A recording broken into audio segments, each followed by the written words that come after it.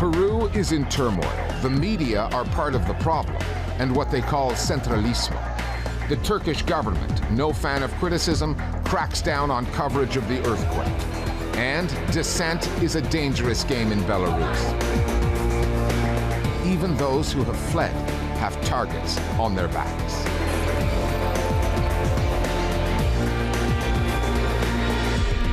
Hello, I'm Richard Gisbert, and you're at The Listening Post, where we provide explanatory journalism about journalism. For 3 months now, Peruvians have been on the streets demonstrating. Dozens have been killed and hundreds hospitalized after protesting the impeachment of former President Pedro Castillo. Castillo, a left-wing politician, is now in jail for trying to shut down the country's right-wing Congress and take over the courts. Castillo comes from a rural part of Peru. He was elected despite getting some rough treatment from what Peruvians call Lima media, Lima being the capital, news outlets mostly owned and controlled by Peru's elite. Now those same outlets are opposing the protests against Castillo's removal. Peru suffers from severe structural economic issues. Most of the country's wealth and political clout is concentrated in Lima, and more remote areas are starved of resources. Voters elected Castillo after he promised them fundamental economic and social reforms. The resistance they continue to face comes from those who have the most to lose, including some of the people who control news outlets in the capital. Peru is caught up in a power struggle, a conflict where the history runs deep, one laden with socio-political context. But we start with the protests that have been making headlines and what provoked them. A year and a half ago, a leftist presidential candidate, Pedro Castillo, came out of nowhere and won. Repeatedly stymied by a right-wing Congress, Castillo attempted a power grab in December by trying to shut down Congress and the courts.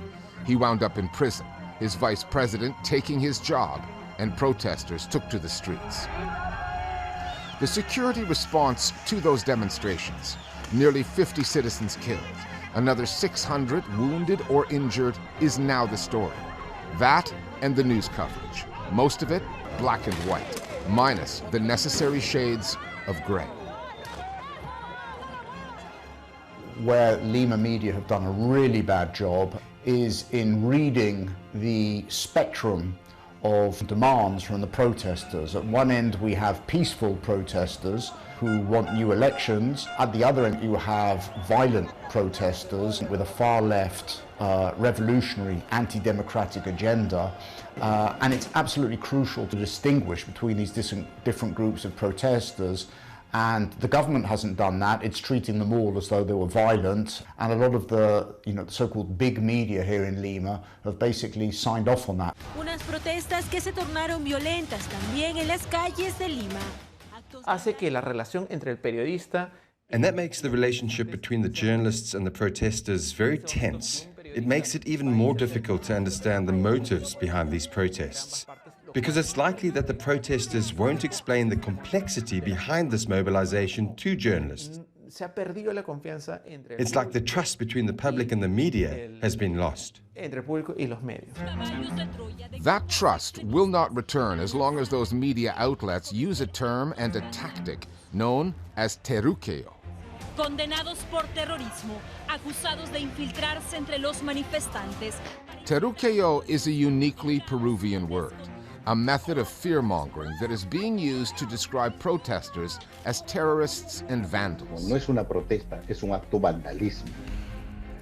It has its roots in the 1980s, the Shining Path, a communist revolutionary movement, and a guerrilla war that claimed almost 70,000 lives.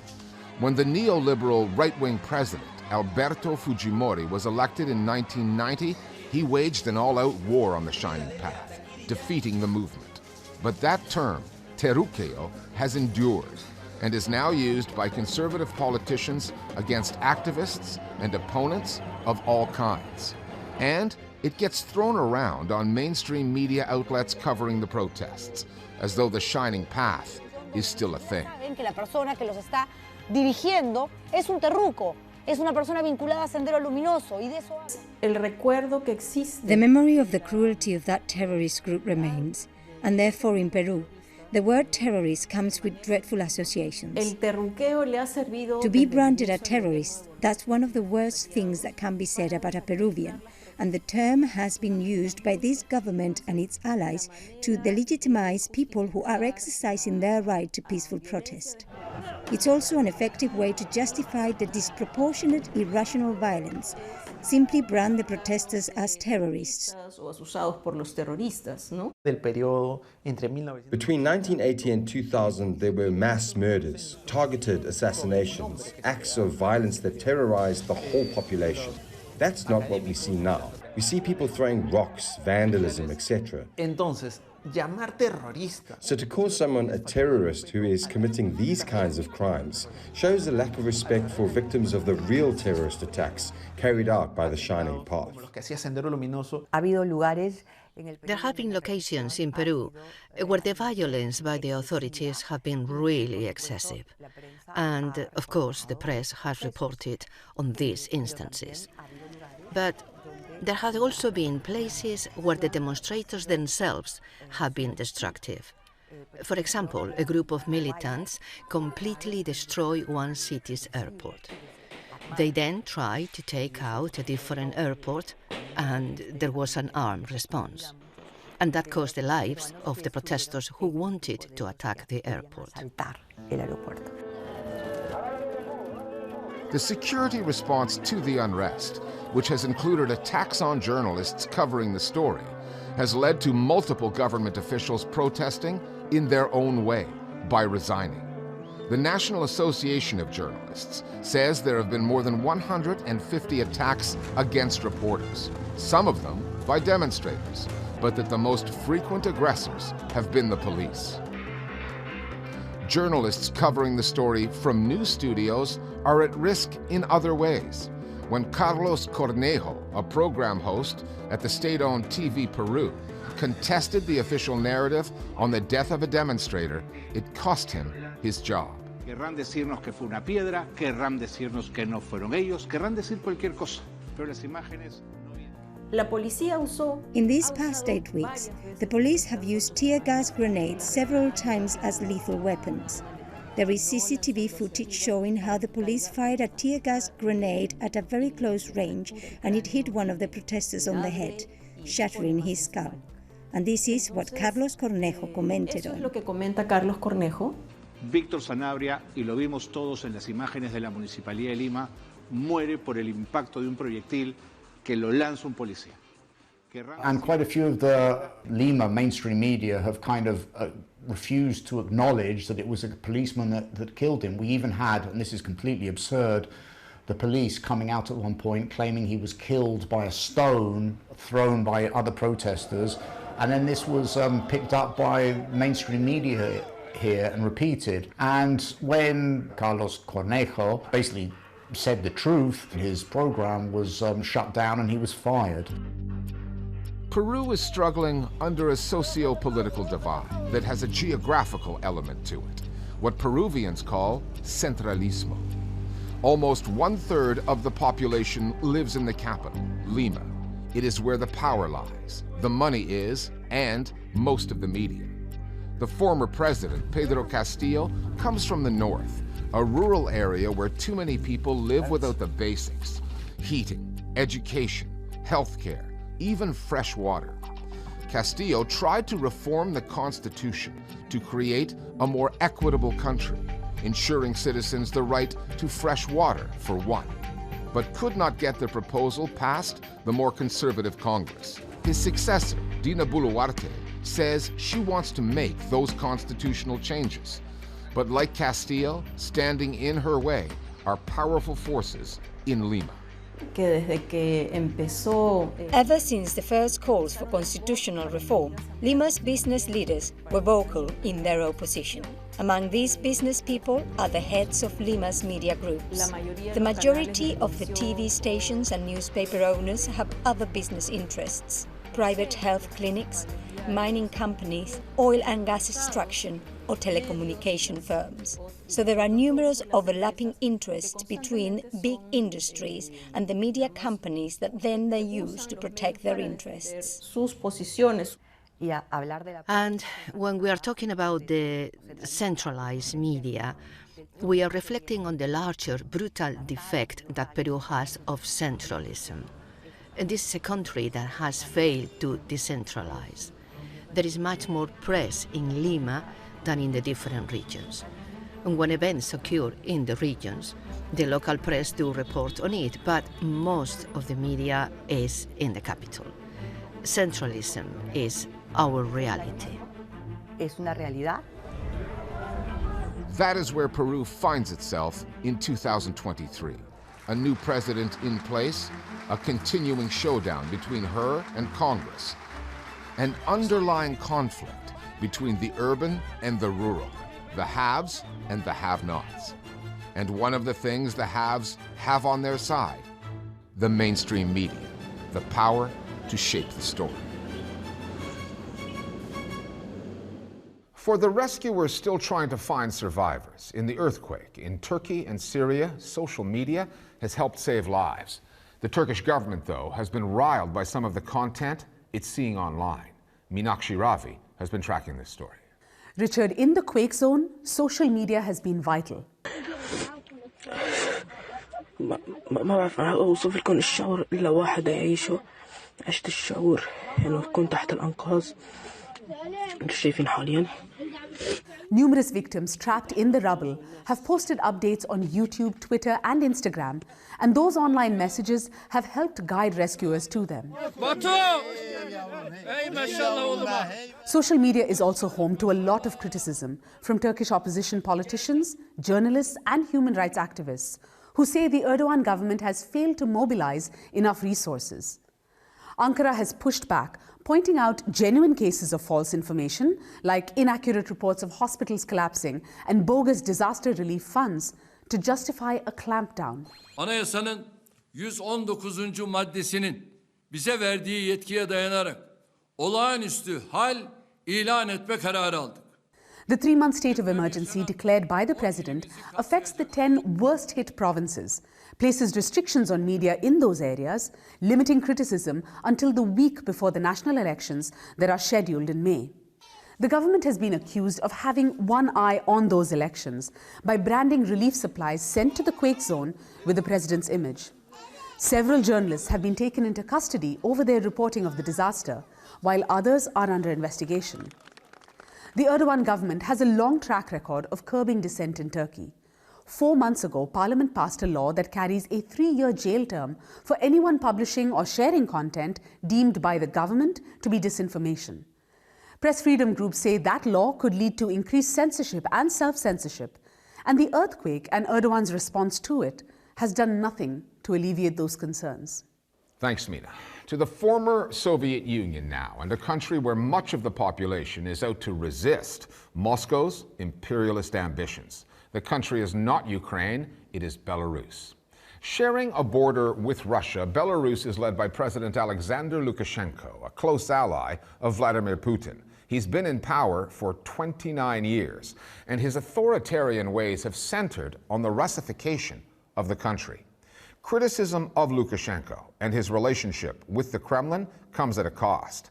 In 2020, hundreds of thousands of Belarusians took to the streets to protest Lukashenko's rule. That led to an unprecedented crackdown on dissent, and tens of thousands ended up behind bars. The Listening Post's Johanna Hoes now with some of those who have fled, exiled Belarusians who are still getting the story out on the struggle for democracy in Minsk and independence from Moscow. Margarita Levchuk, an opera singer turned satirist in Vilnius, Lithuania.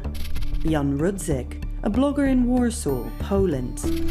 Juliana Shemetowicz, an activist leading a hacker collective in New York, USA. Seemingly, the three have little in common, except they are all exiles from Belarus, wanted or on trial in absentia on terrorism charges for criticizing President Alexander Lukashenko and his government in Minsk. When I traveled to Lithuania in October 2020 for a performance, I got a text from my relatives telling me I had been blacklisted back home for expressing my political views and was wanted by the regime. They said I shouldn't come back to Belarus. At first, I disagreed. But when others said the same, I was persuaded not to return. The regime has brought charges against me. Of course, it's not funny. We are talking about real trials. But opposition voices joke about how pleased we are when we get onto the regime's list of convicts. This regime only prosecutes the best. Lukashenko's regime labeled cyber partisans as a terrorist group. They even labeled me personally as a terrorist. He famously said that he's afraid of cyber weapons more than he is afraid of nuclear weapons. So the moment the cyber partisans started to being active and successful in damaging the regime systems, they got scared. I made my decision to leave in 2019. I had spent a long time working with state authorities, and I realized I wouldn't be able to change anything from within the country. The authorities now consider me a threat because in my blog, I lay out radical ideas and I write exactly what Belarusians have on their minds. The government has charged me under 10 different laws. Of course, I don't believe I'll get a free trial because the entire system in Belarus, if you can even call it that, is illegal. That system has its roots in the 1990s, when, following the collapse of the Soviet Union, Belarus became an independent state with Alexander Lukashenko as its democratically elected leader. But Belarus's democracy was short-lived. In power for over 29 years, Lukashenko has referred to himself as Europe's last dictator. And he's living up to his own branding. The repression of political and journalistic opponents is just one grim aspect of his authoritarian rule. But the crackdown on dissent took a turn for the worse in 2020, when Lukashenko's highly disputed election to a sixth term triggered the biggest anti-government protests in Belarus's history. After the unprecedented mass protests in 2020, Lukashenko decided to use terror against peaceful protesters and activists. Up to 40,000 people went through prison. Even now, every month, up to 100 people get detained. After the brutality, Lukashenko successfully suppressed the mass movement. However, people have not forgiven what happened. Many had to flee the country, so now a lot of activists are working abroad. These repressive tactics have been in use for many years. However, before 2020, the regime didn't touch those who were not involved in politics. Following the protests, though, ordinary Belarusians were suddenly getting detained and their families threatened.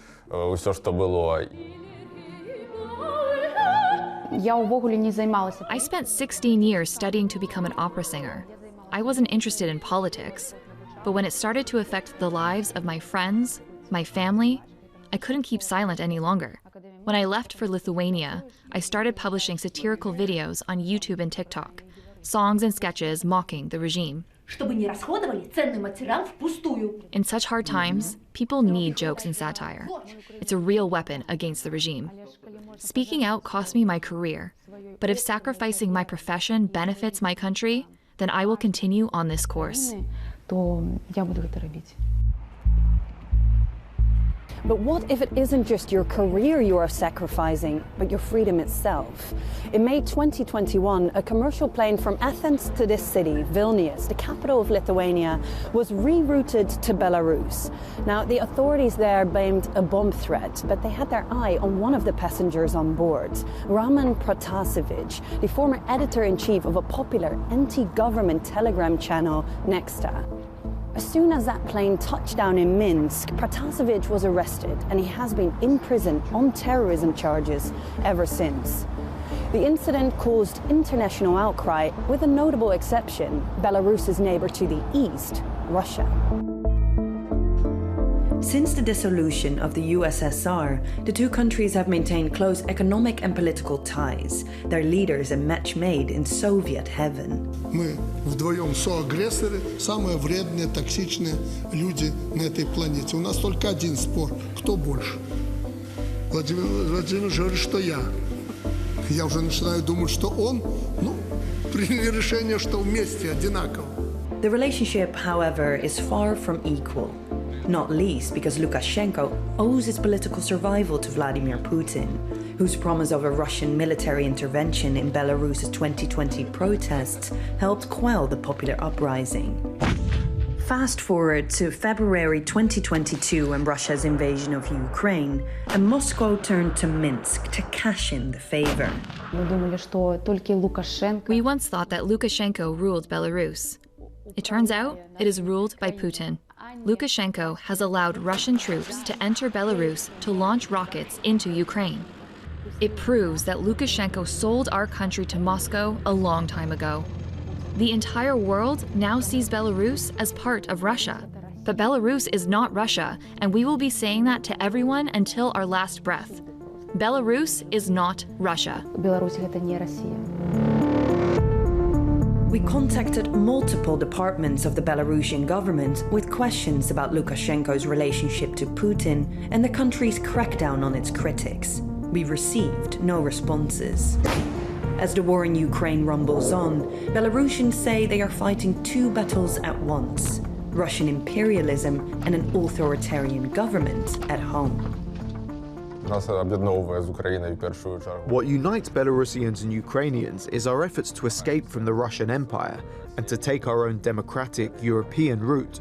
But the presence of an authoritarian leader like Lukashenko complicates the situation.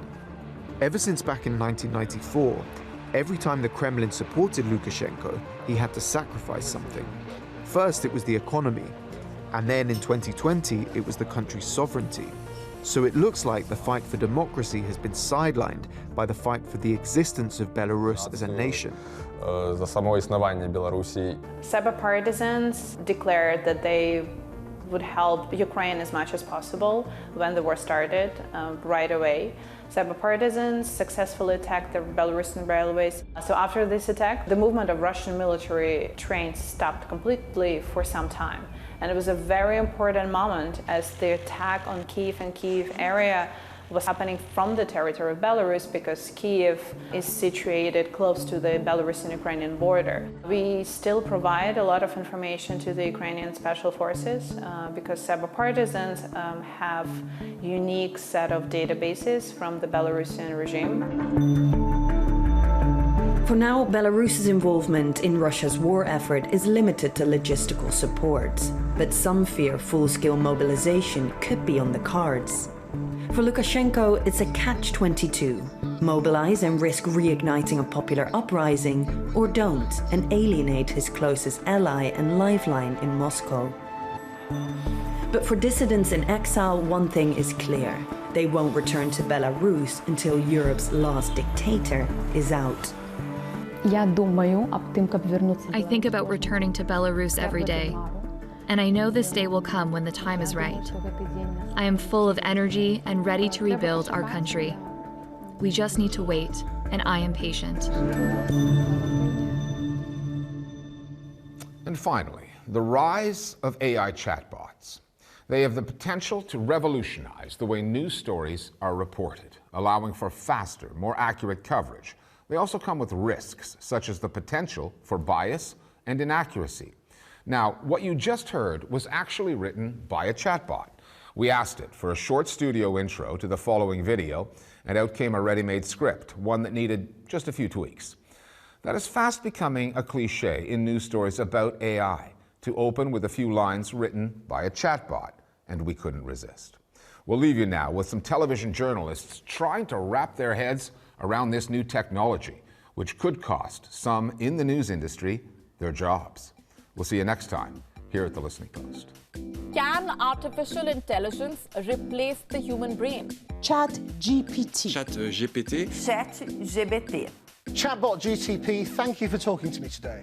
You have to be living under a rock if you haven't heard of ChatGPT, a language model created by OpenAI, has the ability to generate human-like text and hold natural conversations. With AI's power comes responsibility. Outsmarting humans and making decisions that are not in our best interest. Interesting points there. And by the way, everything my twin just said are words, thoughts, if you will, that came straight from the AI. What you just heard me reading wasn't written by me. No, I didn't write that. That was written by a new online tool called ChatGPT wrote everything I just said. I'm glad I could help answer your questions and provide information. Well, thank you for sharing your ways to change the world. I don't know why I'm thanking you. You're a chatbot.